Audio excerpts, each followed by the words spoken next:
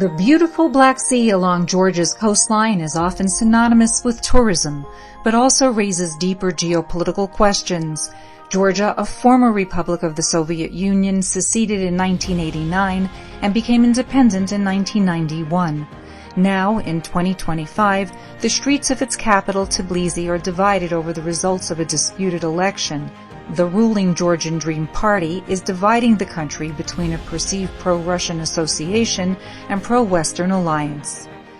Victor Kipiani is the chair of GeoCase, a think tank that has regional and global reach, and founding partner of MKD Law, and it deals with international trade and banking. Victor, thank you so much for joining me for the Media Line. Pleasure. Thank you.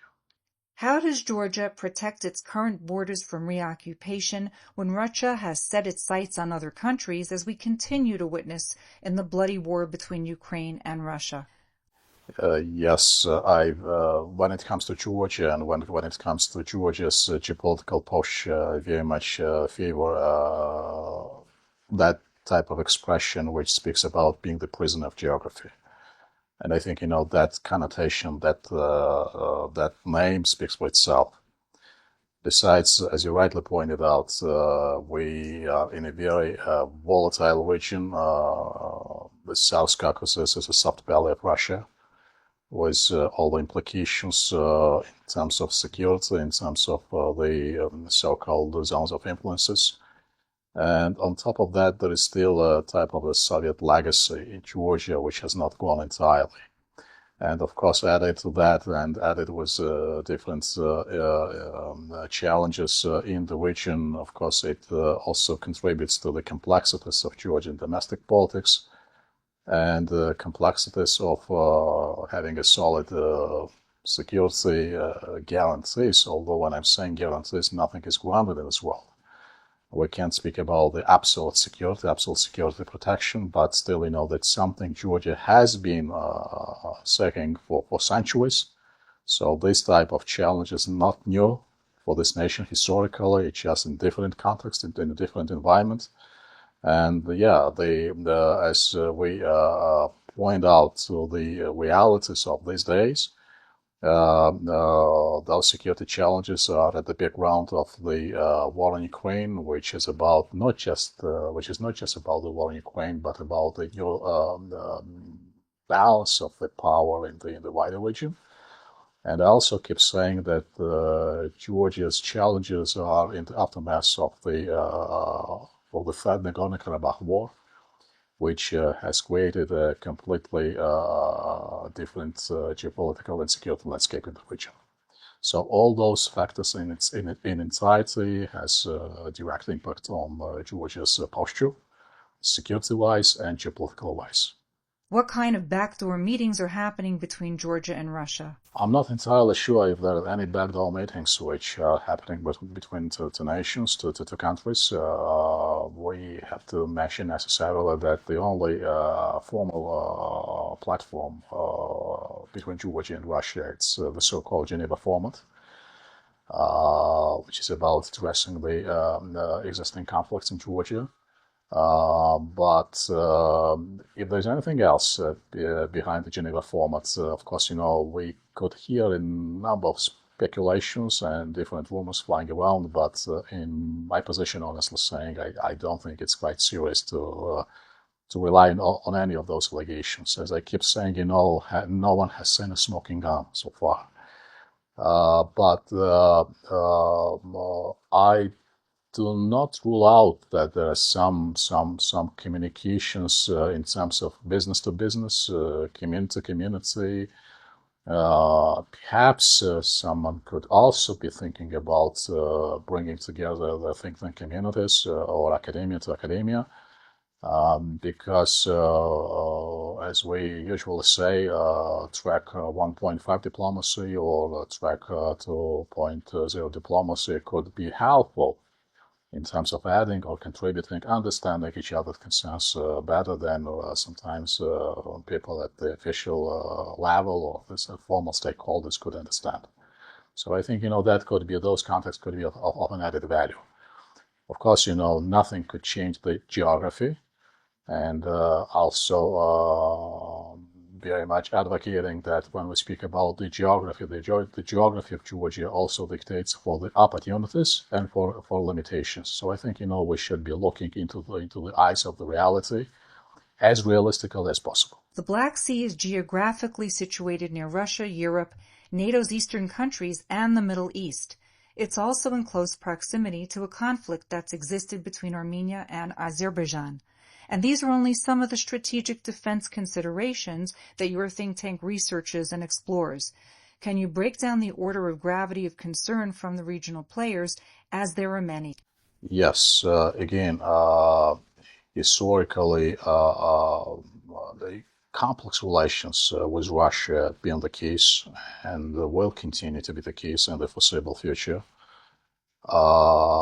which is not surprising, and I don't think that it's something which goes beyond the logics of international politics. Russia continues to be at least the regional hegemon, and as regional hegemon, it will continue exercising its influence or its impact on its neighborhood.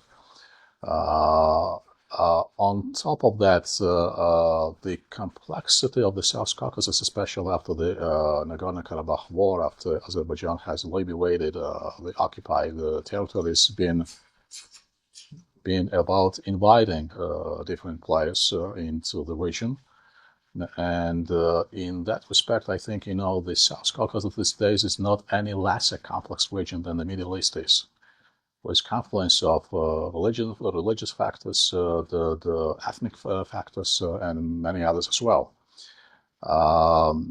Just to mention in a very brief way that both Armenia and Azerbaijan are building up their alliances, own alliances, and I think, building those alliances in terms of exercising better security posture and better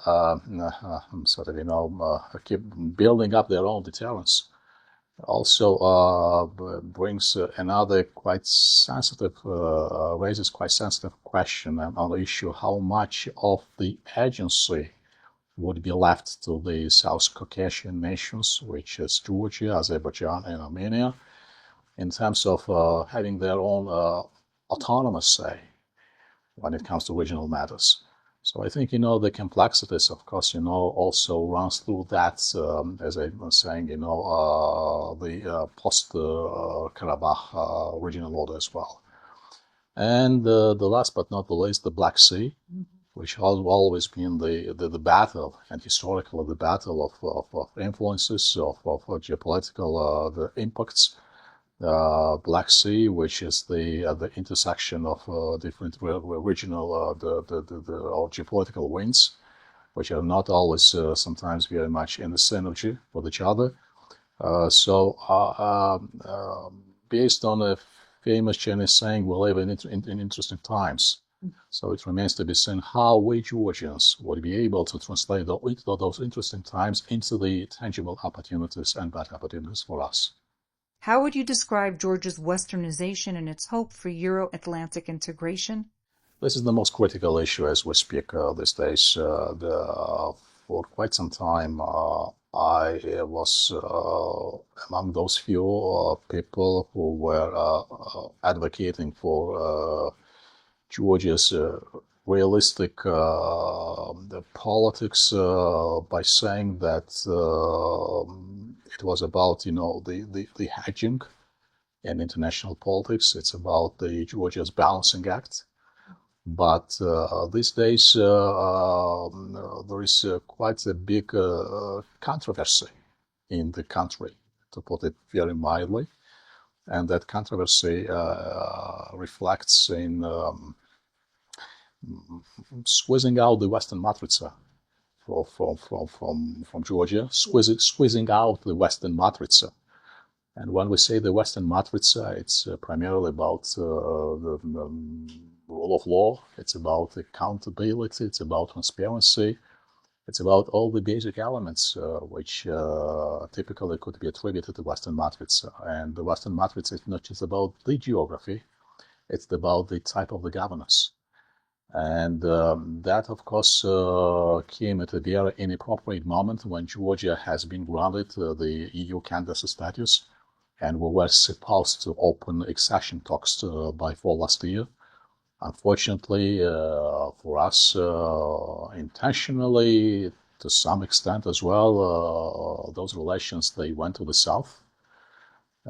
Accession talks have not been opened, and on top of that, there have been formal declaration from both sides, from Georgia's end and from EU's end, that accession talks are to be suspended. So that's where we are at this point. Georgia's compliance policy with EU's foreign and security policies went down significantly. And all that goes at the background of very vitriolic, to put it mildly, very vitriolic language by Georgian stakeholders when it comes to the West, when it comes to the EU. So again, those relations at this point, they are experiencing very hard times. What do you think will turn the tide? I think that what's happening in Georgia, it's not exception to the rule when the Western Russia or the revisionist camp on one side and the Western camp on the other side are about finding a new balancing points in the region, in Eurasia, and it extremely sensitive for the so-called bridge states, or the states which are in the flux situation. Those are Ukraine in the first place, Moldova, Georgia, probably some others across the Russian borders, which still continue hanging in the geopolitical vacuum, in the geopolitical flux. Why that happened and why that continues to happen has a sort of very broad genesis and deeper causes, not just of historical nature, but probably of some cultural perceptions as well. So, but that is the status at this point. So I think that once we spoke about the war in Ukraine or a few other developments in Russia and outside of Russia, it also remains to be seen in which way the EU would develop. It also very much hinged on the Trump's signature policies in the region, and we have to see how the transactionality in that policy could eventually translate into some certainty and some more sort of definitive shapes of contours of the policies. So I think that all in all, that would have a direct impact on the Georgian domestic landscape as well. Do Americans understand the importance of a secure Black Sea? I came across the very interesting appeal to the American audience in one of the authoritative publications that United States is not a U.S. nation, Black Sea nation, but should become a Black Sea power. And that resonates well enough when we speak about possibly increasing the posture on the stance of the United States in the region. And in addition to the context, we have to mention necessarily a very interesting development and very positive development, which relates to the deliberations at the level of the U.S. Congress of the so-called Black Sea Security Bill. So that gives a clear message that Black Sea is on the radars, especially since the war in Ukraine has started. Those activities, that interest became even more articulated. Of course, when we speak about the role of the United States in the region, that also comes to the specificity of U.S. relations with Turkey. Czechia, which due to the Montreux Convention has very significant leverages when it comes to the Black Sea. But again, this is really very right momentum for the United States, be it on the legislative level or be on the level of the public perceptions, to pay close attention to the region, because the Black Sea is not just about the geography. It's about having a ripple effect on the Black Sea nations and beyond the Black Sea nations as well. You spoke about the need for your country to explore ways to join the White House Economic Prosperity Network. What cooperation currently exists with the United States? Regretfully enough, while we spoke about the very sort of, the Georgia's U-turn when it comes to the Western policies and Georgia's U.S. relations, there was a very fundamental document which was concluded after the Russia-Georgia's war in 2009. The document was called the Strategic Charter of the Partnership.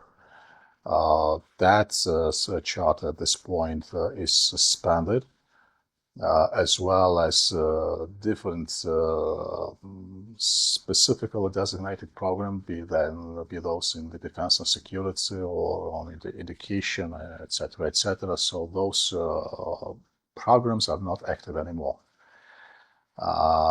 Again, it goes along with very weird changes in Georgian politics, very weird changes and very bizarre changes in terms of the existing government and existing official politics. So it remains to be seen how the developments will be taking place on the ground, and I'm very much sure that, very much believe that once the situation on the ground changes, the reversal to the status quo, which we've been exercising for many years and decades, would be restored, if not immediately, then quickly enough.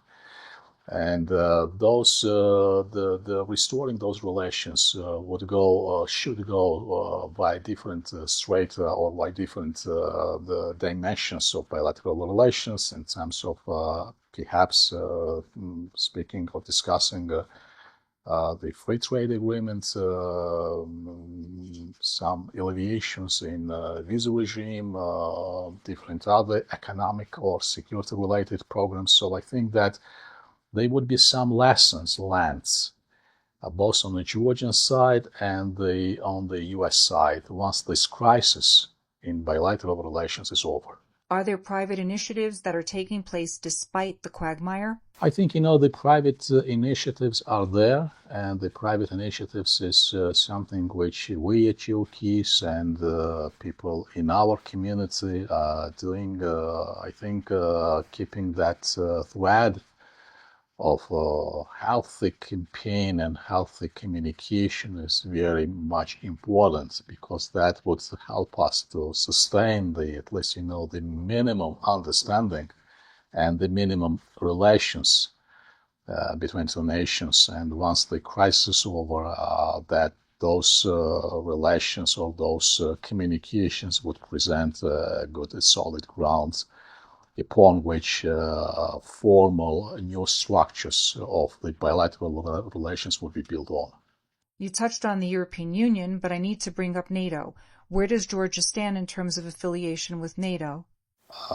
With NATO, although Georgia is not a formal member of the NATO, but actually we did have different programs of cooperation. To mention just one of them, it was a substantial package of NATO-Georgia's relations cooperation, and that package has been providing for different types of elements or components, except of just one, being a formal member of NATO. Again, that program is on hold for the moment being. Why? But in the context of this sort of an animosity, which we already discussed, and that standoff, very much unpleasant standoff when it comes to the level of democracy in Georgia, to the institutional capacity building, and to rolling back the at the formal level, the pro-Western attitudes. Again, I want myself to make one point very clear. Remember, we mentioned this sort of being the prisoner of geography. So we have to work out proper relations with every major stakeholder or actor in the region.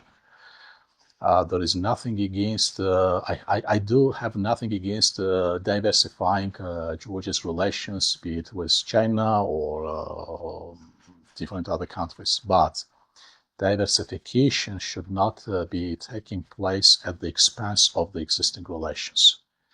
And when we speak about the relations, it's also about prioritizing the relations. And priority, of course, very strongly premised on the healthy U.S.-Georgia relations and the healthy and solid EU-Georgia relations. And I don't think that when we speak about EU and US on one side and different other parts of the world, those relations should or could be put at the loggerheads. So I think that, again, when speaking about pragmatic politics, about rational politics, the priorities should be there and should be well discerned. What are the greatest risks facing this small nation? I think that to start with, I'm challenging myself when I say a small nation. I more intend to say the compact nation. I don't think that any nation in the world regards itself as a small, and Georgia, with its very rich historical background, the cultural background. Of course, numerically, it's a small nation, but still, it's not as small as someone could perceive. But it's a really excellent question when we speak about the fate of compact or the so-called small nations. And my take and my point that it's not in as much about democracy, and not because democracy is something which has to be neglected, or rule of law which has to be neglected, but it's about competitiveness. It's about mobility. It's about having your own say and having your own value as well, and having your own function.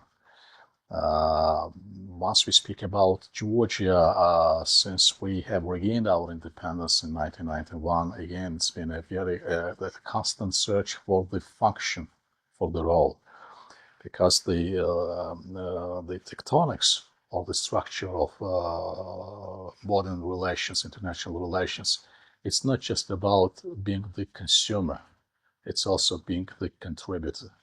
So that is about that type of competitiveness, and I think the constant the reshuffling in your own posture, in your own role, in terms of identifying new layers, how useful you could be in the regional context or in the sub-regional context, speaks of your own value.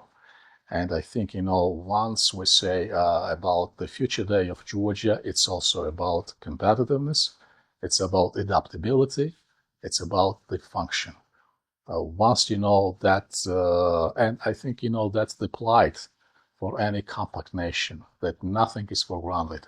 You should always be continue punching above your weight, always affirming, always proving to others that you are of some use, of some value, of some role. The relationship between Israel and Georgia has long been strong. The establishment of the Israel House, chaired by Moshe Itzik, along with the inclusion of Holocaust studies in university curricula, sets an example for other Eastern European countries to follow. Anti-Semitism is an all-time high globally, and Europe is no exception. How is Israel perceived by members of parliament and by the Georgian public? You mentioned the Israeli house. You mentioned Mr. Itzhak Moshe, and my special credits goes to this very unique personality who sometimes does even more than institutions are capable to do. So my special thanks to him. And that, by the way, again speaks how much a personal initiative or individual efforts could be helpful in terms of contributing to the wider picture. Now, to the Israeli-Georgia relations. Many Georgians and many Israelis would agree with me that it's really hard to find any second country with so strong pro-Israeli attitudes like Georgia is.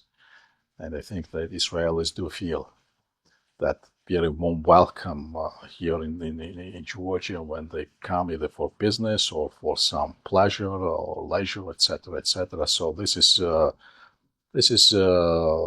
something we all have to be proud of. But since you asked me a question about the compact nations, and of course, Israel's dimension is much bigger, is much broader, is much wider. But I think we both nations, we to some extent we share the same fate. Again, which is about always proving your own viability. And I think that in that respect, we still have some the hidden potentials for increasing that level of partnership. And I had a privilege to visit Israel very recently in May of this year. And in course of different discussions, I kept saying that thinking of strategic content of those partnership and cooperation is very timely, could be very and should be very high on the agenda. I do believe that there are some opportunities or some leverages which Georgia has on its side and could provide to Israel in terms of increasing Israel's interest in the region and facilitating, expanding Israel's interest in the region. And I think that from Israel's point of view, Georgia could have a global voice on international arena as well, that by Israel, and through Israel, projecting its interests and projecting its voice in a better way, in a more articulated way, because the image of Israel, the reputation of Israel is practicable resources which Israel has worldwide could be extremely beneficial and helpful for us as well. More than 150,000 Israelis have visited Georgia in the last quarter of 2025. To what do you attribute their travel quest for this desired destination? I think that perhaps it's a feeling of having a second home. And that's something which could not be taught, could not be learned. It is either there by some